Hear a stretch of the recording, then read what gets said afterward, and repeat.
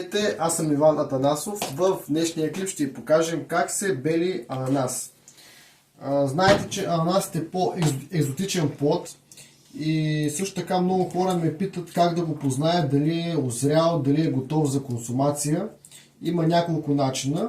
Сега ще ви покажа кои са те. Първото нещо е ананасът, когато го подушите от долната страна, той излъчва сладка и приятна миризма. Това означава, че вече е започнал да отделя захари и че е готов за консумация.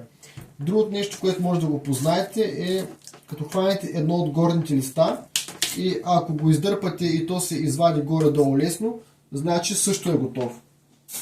И цялото му ето така стъбло трябва леко да се клати. В смисъл да е стабилно, но пак леко да се клати. Това означава, че вече е започнал да озрява. И така да минем към същинската част. Как да го разрежем ананаса. Има няколко метода. Аз ще ви кажа този, който ми е най-лесен на мене. Първо отрязваме листата около 1 см и от вътрешността.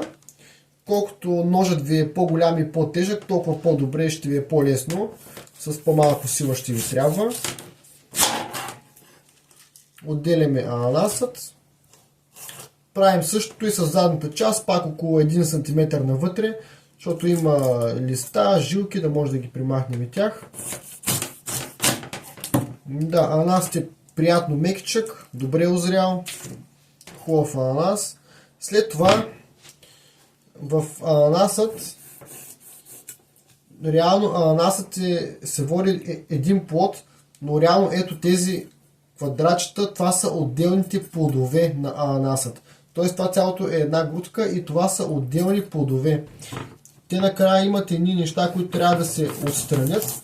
Вижте сега, ако го отрежа по този начин, остават ето тези неща. Това означава, че трябва да се отреже малко по-дълбоко ананасът. И продължаваме да го режем. Белим така наречената кора.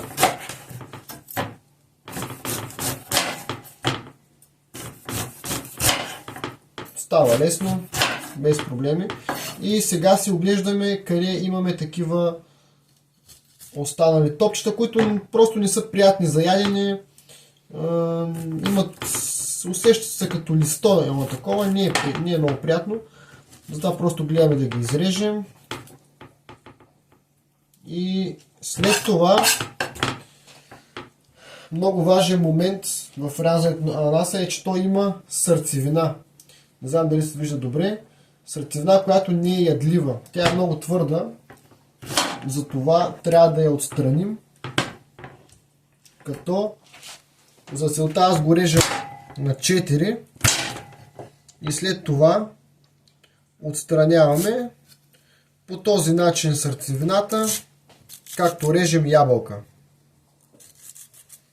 Ето това нещо е твърдо, не се яде и остава ядливата част на ананаса.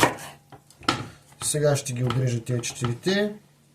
Ще си ги нарежа на купчета или на тънки лентички или както ми е удобно. И ще ги консумираме. Нещо друго, което мога да ви кажа за консумацията на ананас е, че не трябва да се прекалява, особено от сока от ананас, защото създава едно тръпчесто чувство в устата, където не е много приятно и може да ви образува малки ранички. Но това е вече ако прекалите, смисъл ако издете 2 ананаса или 1 литър сок. Така че няма проблем за по-малко количество. Ами, приятен апетит! Чао, чао!